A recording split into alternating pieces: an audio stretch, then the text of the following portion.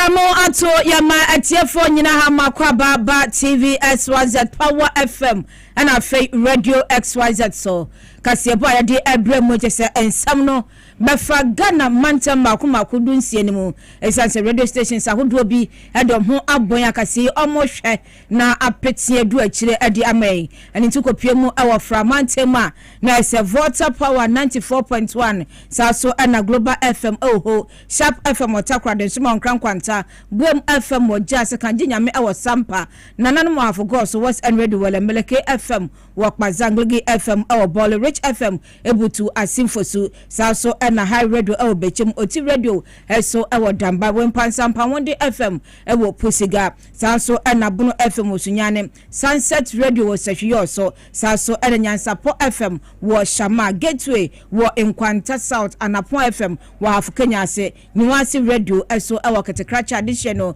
ebenya nsem bi ati saso na Atom Local FM wo Asase Tre Elembele Nzemampatemu na FVC Radio ni TV eso ewo Donkwa ofin opiem nkrofo amanso a Apple State FM Virginia USA saso na Daisy Radio Weekly Adamfopa ewo Paris UK enso na isobeti ewo OPD FM no eso na fe G Live enso ewo UK nsem no eso omoshom na amato apete ede amaye saso na online na wetie ewo Radio SM online tuning Power 979 saso na ma syzonline.com sem no obetie bi ewo Facebook no so na we share do adwen chiraba amia kenkan ade amaw me paacho Power 979 TV SYZ na fe Radio XYZ 93.1 ensem nyina do adwen chire no fawa ye bekenkan kama na yade amante wi mmodian so beko na odo adwen chire no egu owi a wobwan ahye na kase no adu akire ade amana nsem ade bram ye di akotene ewo kase bonum no ebi ene say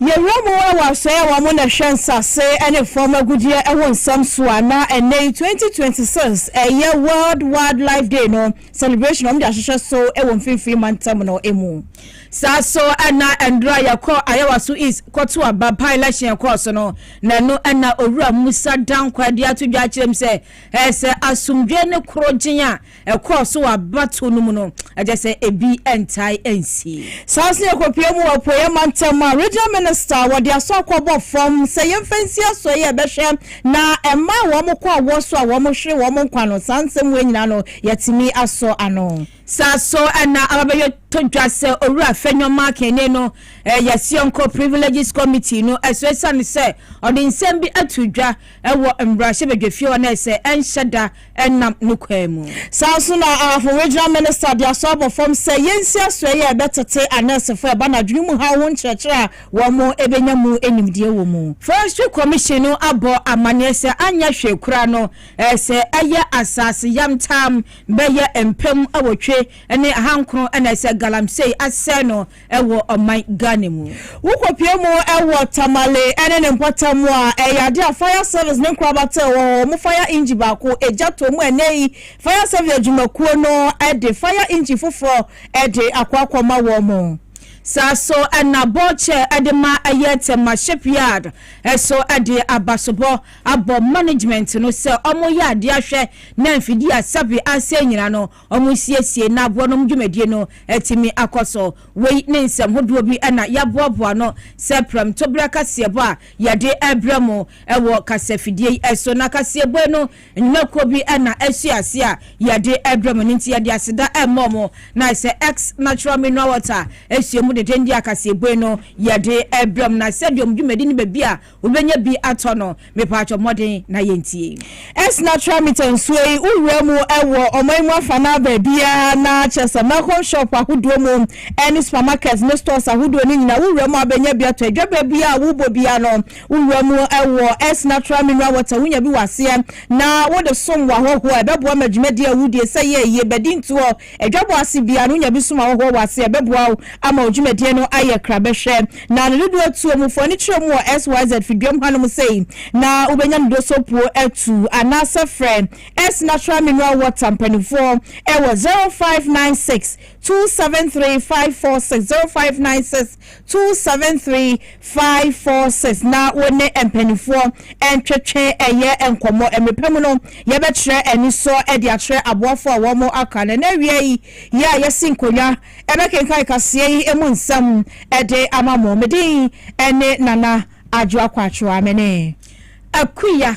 krantema efe yabade brana kase no nse omnyina no yede ato manim ye sha na ye ko eye ndra by election ye ewo eye ayewa so is abato empeswa no eso na panyin kwankyerefo no oye executive director edema global info analytics owura Musa Dankwa ababonte ade nsem bi abetudwa anopei na ochemse sa wohwa na ndra no abato ekoso nipa dodo na no ese MPA ambambeto waba no emese ekowiase no na sade ankane ni da kwanse bi aho no akoye stronghold adema eye NDC amyoko no ankane obetimi akoye emma nipa na wo ka wabatom na piaba na efese eye saveni ade oye nyina no ese etimi akonka pepe na esise so na endra hwa na ese ne predictions no na ochrem sanko owura baba jama benya eye 73% ne akire na fe eye MPP candidate no enso enya beye 27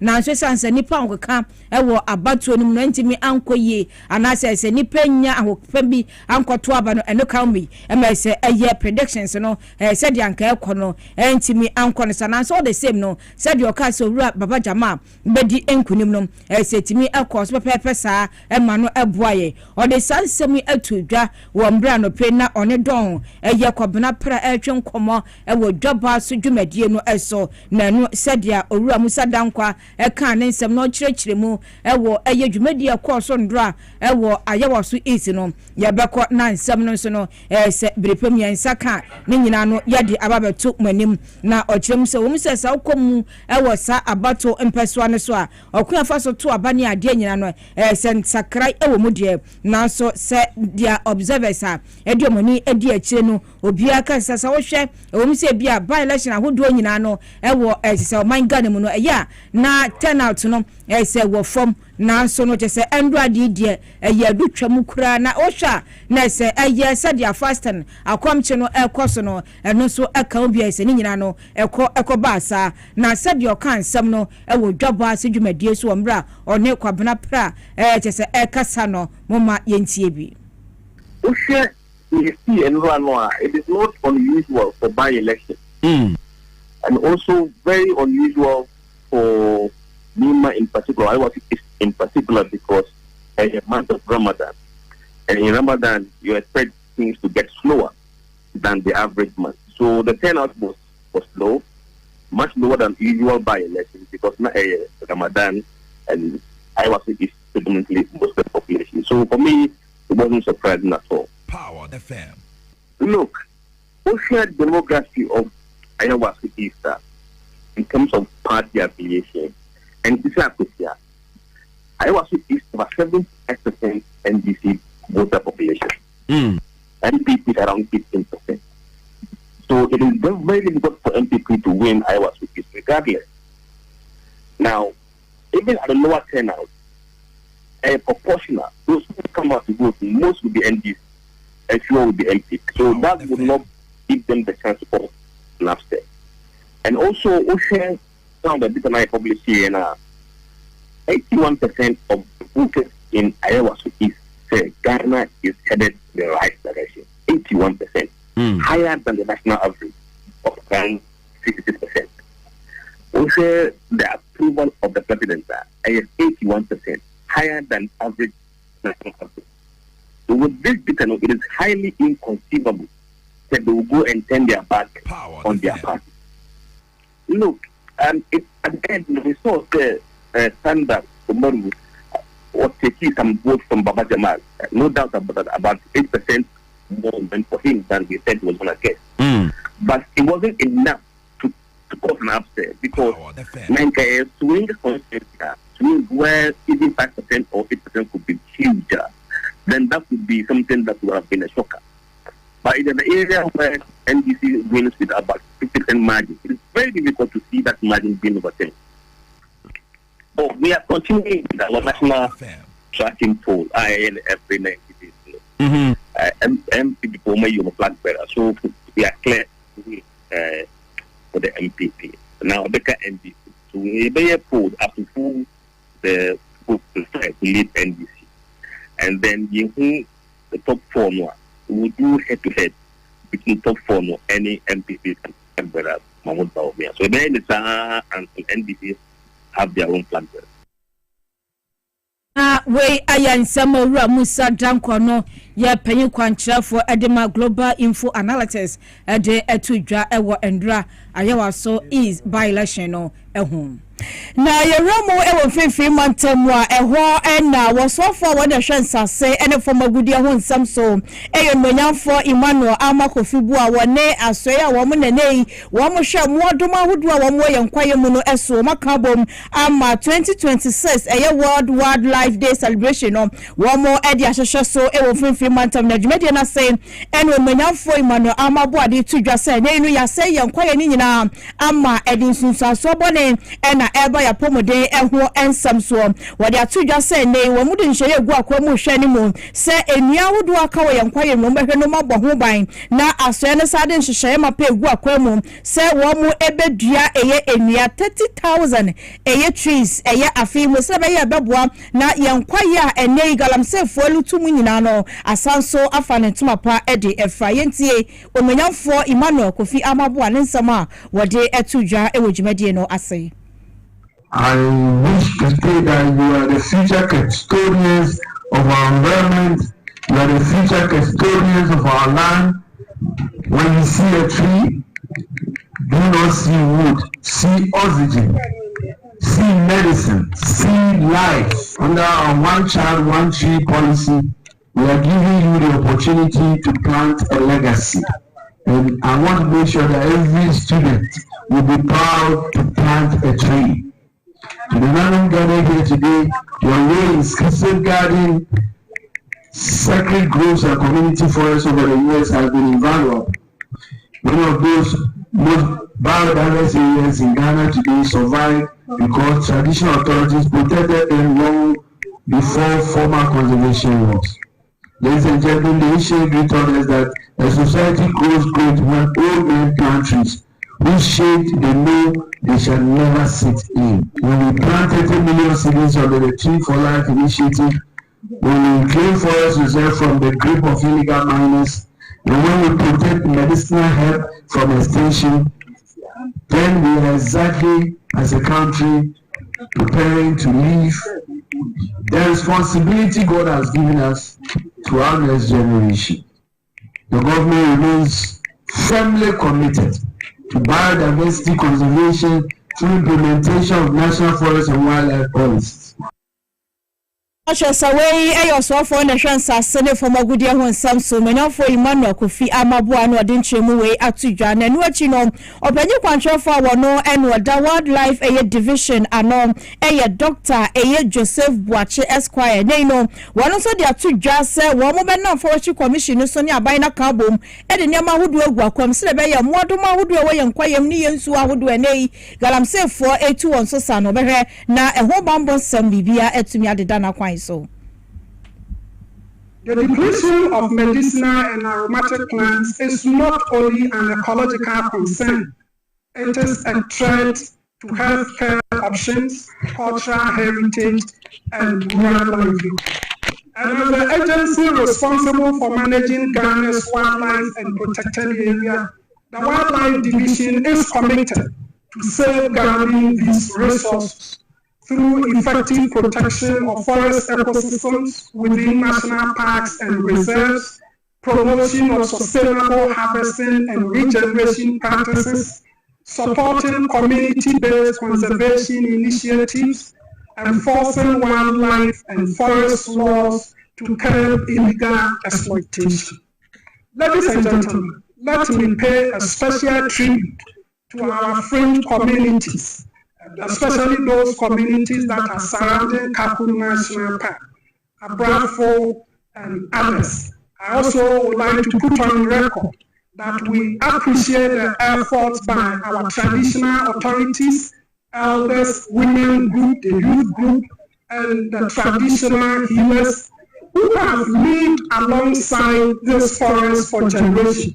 Your stewardship, knowledge, cooperation are indispensable to the conservation of carbon diversity.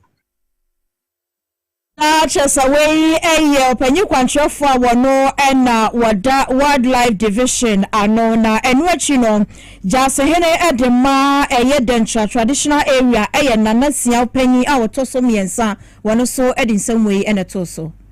In ya dia ebwa nipa atukuna. In ya emma ya sanya kakra kwatibu ni achire ense.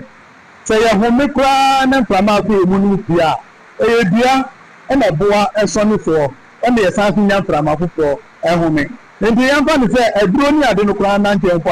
Flaman Sway, and so many from Mapa, Ahomia. Let's say, one environment, you know, so a papa. And you know, as I see a Giamiano, a PBM, you know, with the ya coming very. Then so, with the other na amambefu aba no mabetiagu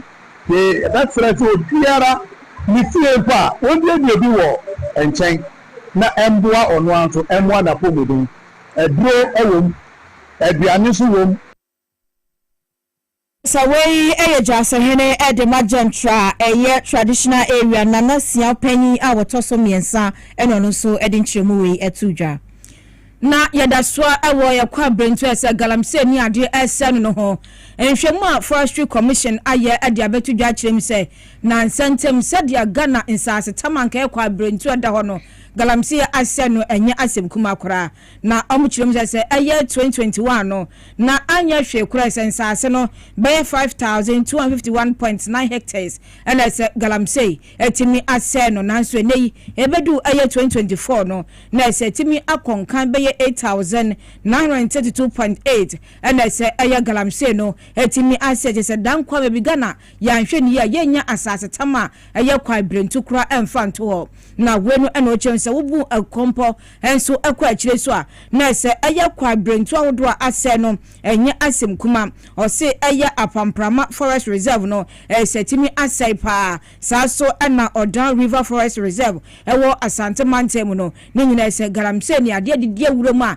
ni nyina esa anesa saso eno chense no so no Upper West Forest Reserve no so ewo Western North eno so aya ade ase na tese emrono ahoro kire mu no na ese galamse no ekoso pa nam so na aya kwa brentu no esa no o se dia edi kan no ukopie mu ewo Asante Mantem a na de ensase no galamse wurawura mu adidi awura mu agese dodo na no etimi asese akoya esase a wodiye bibia anya de beye sanso eno se Western North enso etoso mienu galamse se aya abotre o majibi papa mu anya asem kuma sanso na Savannah Mantem no so eka ho na fe eye mfimfi Mantem eno so galamse no so omuso mo ye ba no dodo no anya de se betimi ato Asante Mantem no a eka ka se di kan ebodi no na sanse bi nyina no eye Chief Executive Air Officer Emma Forestry Commission no owura Dr. Hughes Brown ono ena ode sanse mi tu dwochirem se de ekono Ghana wase nyina ye soro waka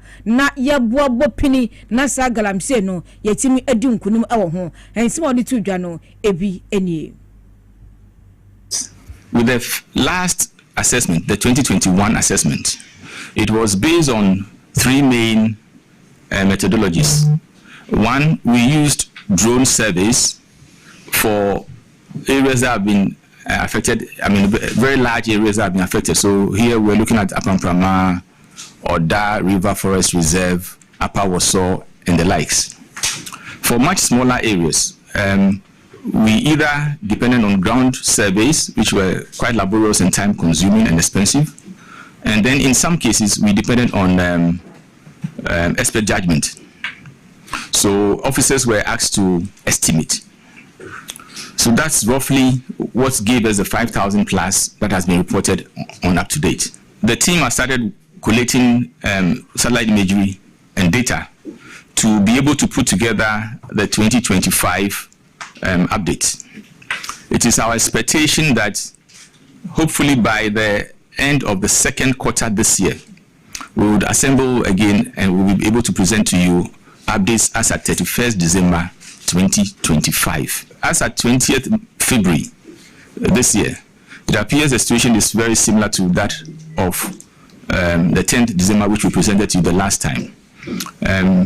Luckily, no forest reserve is in the red. Na eni ati epan kwankyerɛ for da Forestry Commission no ano Dr. Hill Brown na yɛtene nkanu achi no na se Director of Operation edema Commission no owura ya okwache enso ede we eto aso Forestry ma no so we could rem crampo na forest na wo wache mfidie ka yebetina mu motocar de beko motorbikes de beko ni nyina no hu asem no ne fa bi ne etosin kakra yesan yi enu no free ho no mo a technology crampo na druba bi ebetimi aboa ma yetimi ayesa anyuma no e wo se ensusu yetimi ye nhihye ne yetimi ema ekọ animu e bi yeti ha no wo hwe ne presentation here be ma ye will be the drones and the kuchucha sam for me na I was it me person man be ene abafo nhihye wo ho no ma etimi die san ma we was it me ni na ho hia no kranti hia logistics hia mfidie ni titri susu hia ni pasusu a omugo assassin so ayebo ho ban your staff numbers no so atikakra because every kakra ni ntimi mfanipa ebi free adwuma ma wo se enya bi shem nti ni nyina no ka ho ya na ya consider kakra de ama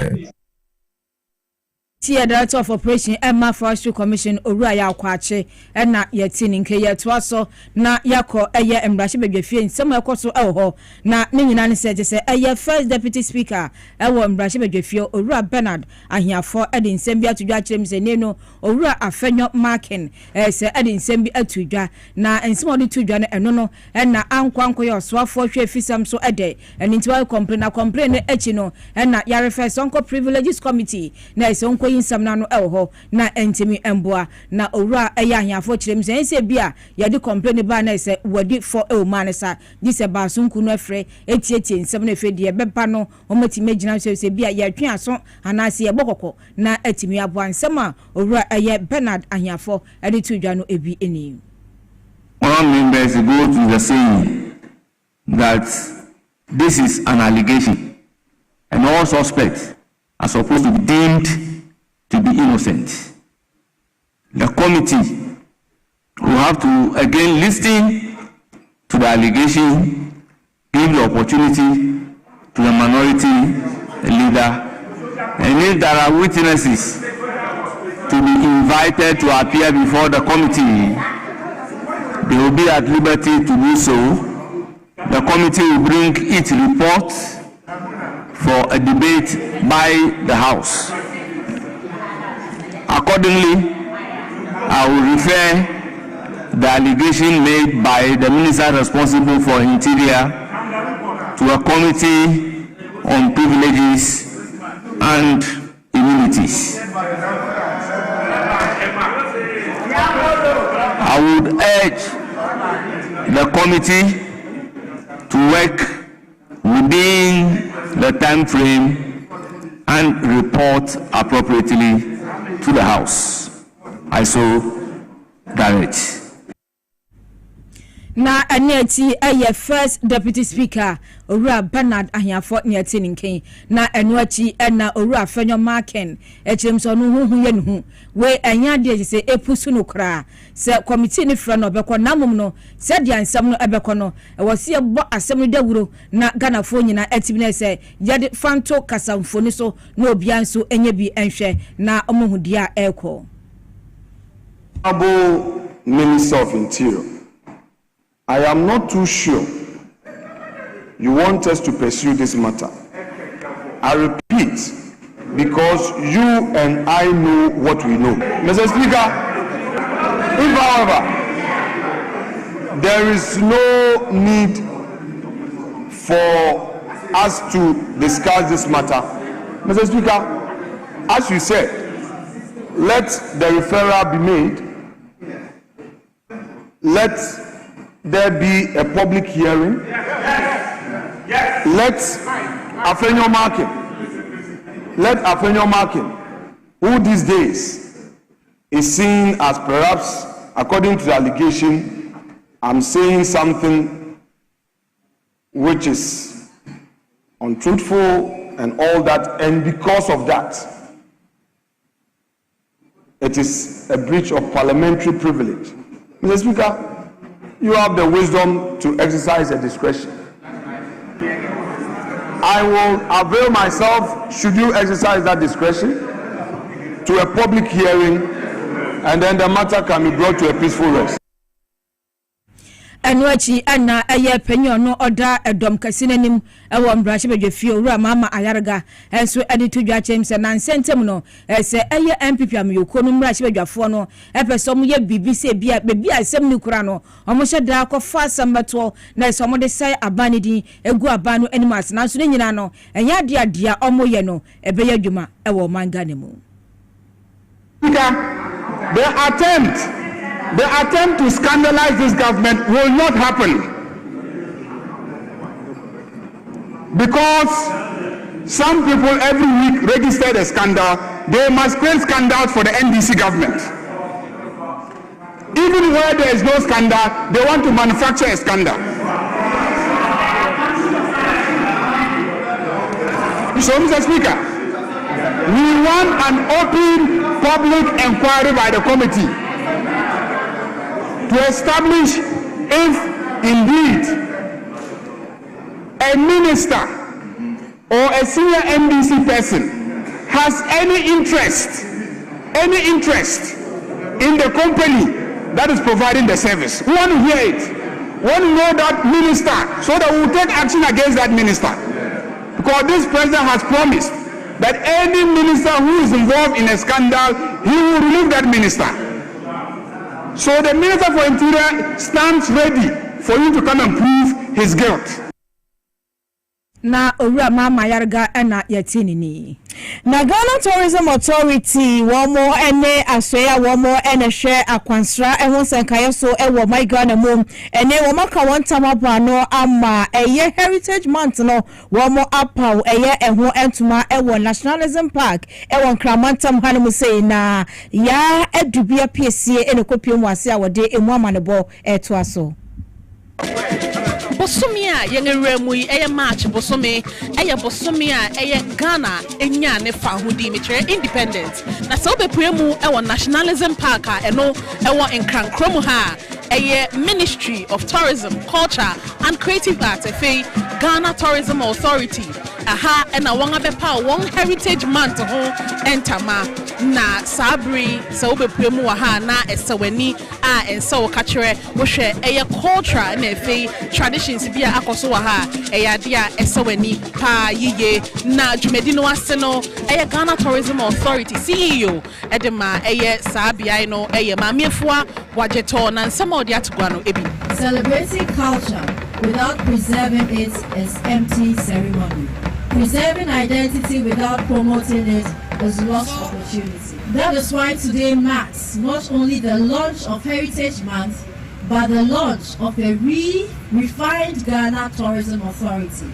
Today, we officially unveil the new and enhanced GTA institutional platform and the revitalized Ghana travel sites. This digital transformation represents a new era, an era of accessibility, an era of visibility, an era of competitiveness. The new Ghana travel platform is not just a website, it is Ghana's digital gateway to the world. And what you know, a minister, Edema, a Ministry of Tourism, Culture and Creative Arts, Honorable Abla Jifa Gomashi, and so Edison Semi Atugwa. Affirmation of our identity, culture, and the right of a people to chart our own destiny. March, therefore, stands as a living reminder of the bravery, unity, and resilience that birthed our nation, and it calls on us to honor their legacy by preserving the freedom they fought so valiantly to achieve. And this can be done only through the celebration of our culture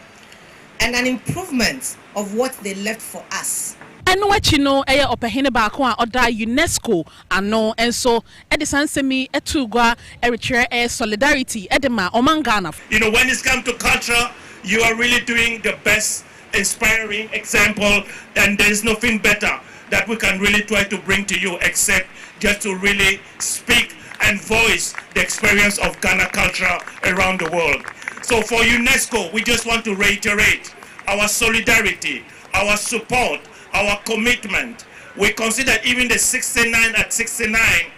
is actually just a gateway to the 70 at 70. UNESCO will stand with you because we know that if we are successful with you, the rest of Africa will follow. Eyini jumedi bia ekoso ewo Nationalism Park a ewo Nkrankrom ha. Midin deja edubia enimpesi. Nationalism Park Accra. Na yantua so enkwenwe ne mekase no Prime Minister Edema St. Kitts and Nevis ewo Caribbean Sir Honorable Dr. Terence Michael Drew just Ashabo so behwe se dwumadie bia just on Ghana be kabom aboa na South Air Corporation global stage no etimi akwaso kama ediama yenko Wisdom hedejome ewo ho na on fan sem ho amade bo emfa embo. Hello Wisdom. Okay. Wisdom pacho so my na yentua so. Hello Mercy. Wisdom sir what mean ka dia na ekoso na so my na to aso na yenko. Let me say in just about 2 days no Ghana be 59th Independence Day celebration as part of the celebration heads of state and other government we the Prime Minister of St. Kitts and Nevis, the Honorable Dr. Drew Ababiti Morgan and Anope Brow they had a pre-bilateral discussions on His Excellency John Mahama and currently I'm not saying more bilateral talks between the two nations now or more what you call the luncheon for the incoming state man in the program also. But before into the bilateral talks, the Prime Minister say, or share the roots of Ghana and then the history of Ghana over the last 69 years. Now, let's say Ghana abomodin yipa the trajectory of Dr. Kwame Nkrumah. Let's say Ghana no bet me or more collaboration with the institutions in Ghana. Make me Ghana abomu now the friend of South Africa Corporation. Make me actually looking at. We understand the meaning of self-determination and we appreciate the power of togetherness in shaping our destiny. Today, our relationship is not confined to the pages of history. It is active, growing, and forward-looking. In recent years, St. Kitts and Nevis and Ghana have strengthened cooperation in education and healthcare. Just this year, we formally signed an MOU with the University of Ghana, an esteemed and prestigious learning institution, to enhance cooperation in education, research, youth development, and innovation. And we are also advancing our relations in healthcare with the recruitment of well-trained Ghanaian nurses. This visit also carries significant historical and moral importance. The question of reparatory justice remains a global conversation, not simply about compensation, but about recognition, repair, and the restructuring of global systems that were built on exploitation. Reparations are about restoring dignity,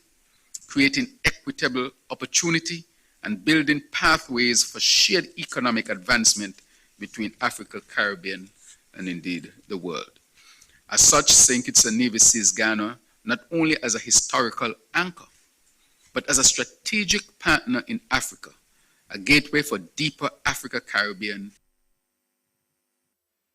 No, I say Ghana man penye de tudwa achirem se ho behia se amaya hodo be kabo mu ahwa kwampa on betimi abo na timi mu fonso ya brabo etimi akoyi enu achi ede bembiom na Ghana man penye esanso ekaye. Aside from amaya ni better on to my bom na won timi mu fanya be papa gina so system say about the Accra research na no speech ni aboa se amaya hodo nyina no therefore Accra research no kaya EPHA no na also to e appreciate one mine na etini ejina brand. Our two nations are bound by a shared history and heritage. While the transatlantic slave trade may have put us apart, the resilience of our ancestors and the fortitude of our courage as a global African family continues to shape our common destiny. Together we will determine the future of dignity, prosperity, and justice our people deserve. Today's discussion will focus on priority areas of mutual interest, including health cooperation, education cooperation, trade and investment, tourism, skills development, cultural exchange, and collaboration in multilateral fora. We would also explore other areas of mutual interest within the context of South-South cooperation and the strengthening of people-to-people exchanges. Mr. Prime Minister, your visit, which has been arranged to coincide with Ghana's 69th independence anniversary, is particularly meaningful to us. Today, there are some who seek for more neo-colonial structures that have held back the growth and the aspirations of our people. Some are bold to speak of a new form of colonization of resources that will enable them to sustain a Western civilization that serves their kind. As Africans, we cannot be ignorant of the devices of those who seek to work against our interests, or who would want to put divisions in our midst as one global African family. We must be united, we must mobilize our common resolve, and we must develop our nations for the benefit of our own people.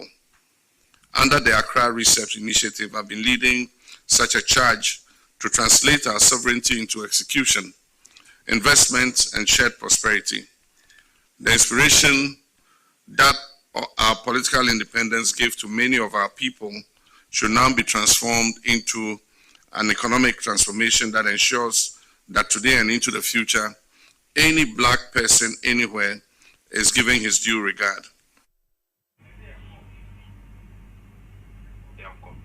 Na Ghana mampenyi na yete ni nkente se dwumadie no Ghana fahudi da dwumadie na na se amampanyimfo bi ahya ase pepa na se omahwe na Ghana ne omu nkita wudie no so no etimi akonka yento aso na yenko ensanfro so na dwamtenani edema Ghana Shipyard Dr. George Sepayanki edi abasobo kase pa ama empanyimfo ese da dwumako ya no na omututu ne omare se adwumako no besanso afa no ntoma pa efre biom oda sanse medi womra ese board members na afa empanyimfo da dwumako na no ekọ aprobo ewo tema Shipyard na sadia owura eye Sepayanki eka ne nsem no mama yentiebi. We went into the pump house. The pump house, according to AACL, the recommendation was that it was not fit for purpose. Rehabilitation is ongoing, and it is almost about 80% completion. At the hearts of the dock, that is dock 1, when we took over, there were not even stanchions. Stanchions is the basic health and safety that has been done. We go into the machine shop, the marine shop. Yes, when we came in, there were some of the equipment were even being moved. It was just timely interventions of most of our party food soldiers also. They stopped that level of stealing to some extent. That has also been fixed, and that is what we use in our operations. We went to Dock 2. Dock 2 was not operational for almost 3 years. When we came into office, within 6 weeks, we've been able to fix. And the first beneficiary has been the GPHA. They have been able to service about 3 tugboats. And we've gotten some other vessels from the fishing harbor. We have done about 9 since 2005 in the Dock 2, 2025. What is important is that we require those equipment to be able to put up to the optimal level to match up with our competitors in the neighboring West African sub-regions. So when we get that, because this dry dock, it is the largest in the West African sub-region, and that is what attracts most of our clients from Nigeria and what other places we can think about. So the when there we need that one urgently. na eni ayedi kan atie ayesio ema aye tema Shipyard Alhaji Osman Suleiman ena yatini nke no kirechirem sade adwumako na atie bebi atese bondi okọ na ese nya krokodwe de na ese nketira na tete wansane munyina behiesia no na ese adwuma no enye kora na nso eni nyame adom omo tututu ne ba sebeye na ebetimi agina ne nanso biom na enu achi Dr. George Sepayankin semode tudwa no muma yentie bi 5 na ya juma to ene na this is 5 abaya bako obi atufo bako kwampo. I assure you that under President Mahama and this government we shall replace these cranes to give that now company no more efficient. But who be there was a gap price machine promoted by 1965 come time corner Bresso, and it's the biggest in West Africa. About for no that's Omuhua. They are even surprised. Oh, inti ejuma ho say be na ye no answer na be people no so no na ya ma ship and dog aye dog almost say Brabeshe in Africa, Brabeshe in Africa. So we want to make it the best in Africa. Na ani amuti aye panyin kwankyerefo no oye boche edema stema Shipyard ena yetini nke niam omoye edi aboase adwumako no ebe adwuma sedia ese efata bebi edu ebegina ya na yede aseda amiaboafo mepacho yenyina o so obi anya fa hodi e ni sika semu gani enyi akwanim na oda ho ana se nyoma nkoye di amesrew fa kwanye yiso na oswetimi enye sika beboawo eno aye Independence Day power jackpot na ese mensa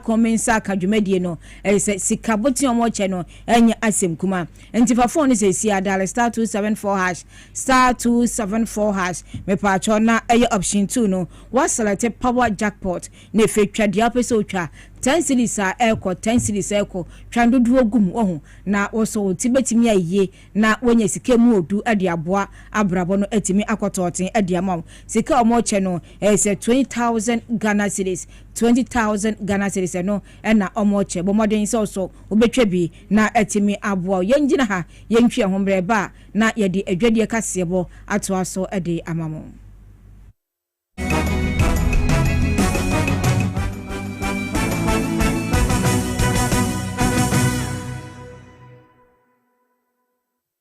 Na ede na ya obayi a oda forma so ne yafunu mu ni. Oh Mr. Entry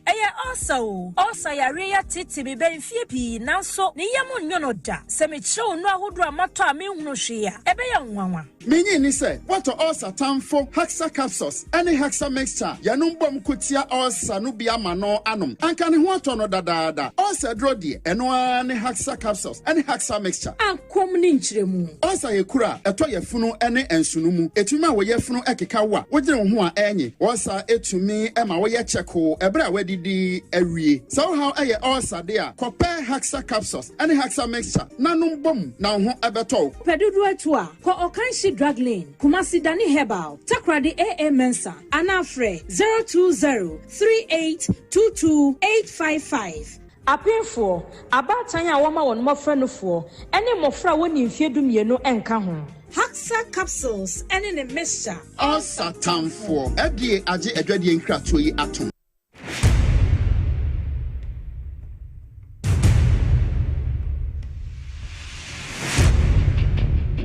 The average human body mass should have at least 60% water for optimal performance in any physical or mental exercise. We can help you maintain it naturally.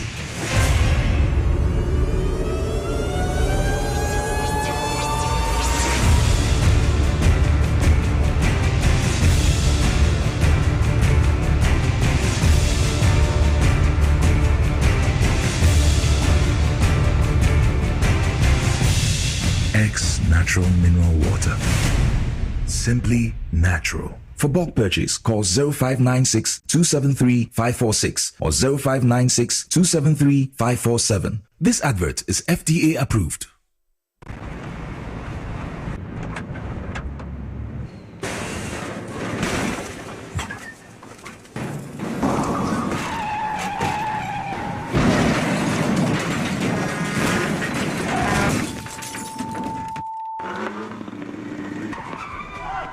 Stay back and stay safe. The National Petroleum Authority is cautioning the public to desist from scooping or fetching fuel from overturned fuel tankers at accident scenes. Again, do not get closer to the scene in an attempt to take videos or pictures. Inhaling the petroleum product is detrimental to your health. Worst of all, petroleum products are volatile and highly flammable, and a small spark can trigger a catastrophic explosion, causing deaths and loss of properties. Don't let a moment of desperation lead to a lifetime of regret. If you see an overturned tanker, stay back and stay safe. Call trained professionals such as the Ghana Fire Service or Ghana Police personnel to handle the scene, or reach the National Petroleum Authority's contact center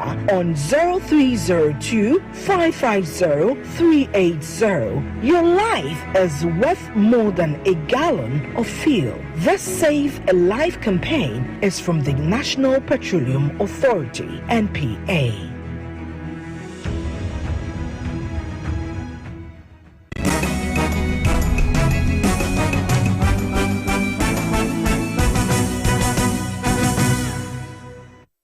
Yadama Samuchena yakwaji abuafo nkrato eba yetwa ensem no so na ese eye adwadie kase na braso aminu abema Kofi Abranti ayakrado na ese eye ensem no obiebie mu adiamade yakoso Kofi akwaba meje so kransma to asoma me yo ebre aso se yedi jedie na face kasemu amanebo esomo ewo Kasiebo eso na Kasiebo ni amejiju amba be kan Kasiebo adiama midi adi Kofi Abranti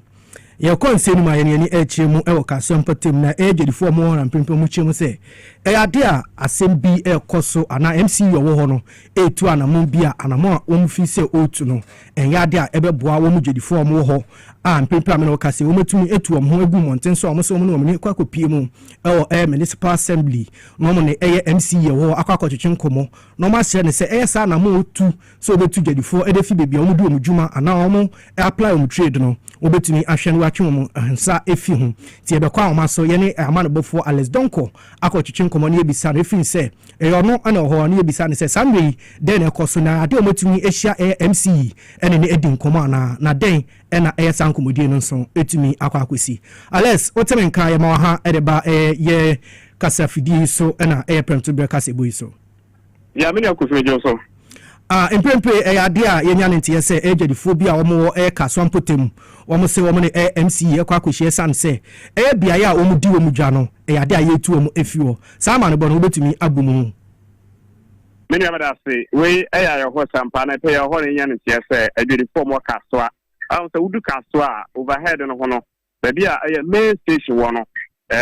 ebi mu agba apata ho na ye omo ton ade na ejadifo na kire se 2019 no mne assembly ne ekon hyehyɛ sɛ ɛhɔ no ɔmpɛsɛ ɔmoto ade na assembly nya sɛ saade a ɛhɔ no mbɛbɔ ayɛ apata ɛde amonfi sɛ ɛhɔ no according to Ghana Highway Authority no yentum ɔmontum nsi ɛyɛ permanent structure ɛhɔ ate sɛ ɛyɛ temporary nti apata na ɛbɔ de ma ɔmo no ɔmo na ɔmo kɔ contract ɔmetuma use na ɛyɛ 30 years mpempram no kɛsɛ kyɛ sɛ ɔmetuma use ne 5 good years na ɔmo kyerɛ sɛ ɛyɛ honorable Seth Banini ɛyɛ aban ka kyepɛ wɔ uti sɛ isa ɔmampanyin eyi no nyame bia no mo kɔ no ɔmo ntia so yie kra papa yi afrɛ ederifo ɛde ato mo nim sɛ ba bia saa mmerɛ mu nyina to ade kakra nkra no ɔba be yi ɔmo nyina ɛkɔ na wo hwɛ mpa ahɔ no mpo no ɛyɛ ba bia station 102 ɛyɛ ɛkwan no ho pɛ no 6 feet mpo endu ɛhɔ aso na yɛ pavement drug wa ɛba sɛ nkɔfo ɛkɔ ba bia mutum ɛfa hɔ ɛhɔ aso na Ghana Water Company ɔmo pipe ɛda ɛhɔ na ECD for ɔmo cable so ɛda nti eba se horon ba besi eye permanent e wo ho mo a edan wo ho mo a sebe eba ha adwene nti edifo kire so mo mprende empre ekira so mo kire se bla eba to aba no NDC for aba e no mbaka sai honorable atforce e so mbo se edifo mo kama kuma ntum ye so mo to ma NDC a enam se NDC eye mpuntudwuma eye ma papa nti no obi akoma beto ne yem eno nti na mo to eba se MC a abayi no se ombra no mo to tinye me se na be 2028 no bitma sanse you know ka so na say say me ekoso dia mo kire say omo ntiase me entiase ekira nti omo ye kire we silent demonstration omo ntiase dum omo aka some stores na mbo ko jan etna ase na ye na ye Mr. Boa ekasa na odi tu nsamchofo anim se ne ekosoro mbasre chief of staff honorable Julius Debra and eye omanpen ene mpefom ho nyina so mommo de omto nsamfre eye and hamon ne kasa it's so yen agent say obagugu agu wo bra di phone ene ho because yen say odi jabatum wan shiri odi jabatum wan shiri ade betom baba say baba to no baba de say ho no ama say ho nyina omo kire say best say na mo no koso dia obugo fu ye pantin pemple de silent demonstration akwentamo stress aban amomode anfe MC on ne nkasa na ba bi omoto ade no omonje omofi say ediala ho no enye permanent omuntu si stores wo ho ese mu si stores no mpa nipa enye ba bi enfa at the same time no ebetuma cause problems bebre be ba say o pe ba bi a obesi stores edi amomo a o matre say on per land obesi stores no no be yomu na edi akọ eno echi no omoto ade omoto ade omoto 800 minia otebenka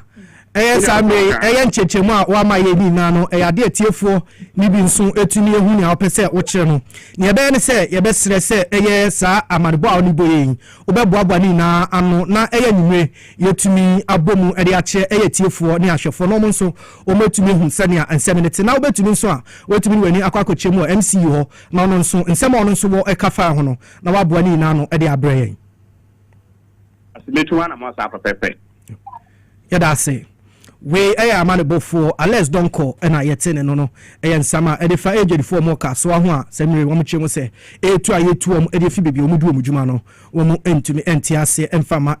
MC a owo ho no ene yete no ha ene eni dwedie mu nsem ni na ebesi mi ameso mu enawie midin edikofi abrantie na ene so ne yebegina na Kasiebo nyina so no yade asi yade aseda ema newsroom team nyina sanso na MCL efe cameraman na eboayen na fe Elizabeth Ego so osiesie nim edemayen yada mu nyina as yade Kasiebo yi ebrem eyeme akuya krantema na afi nana adwo akwa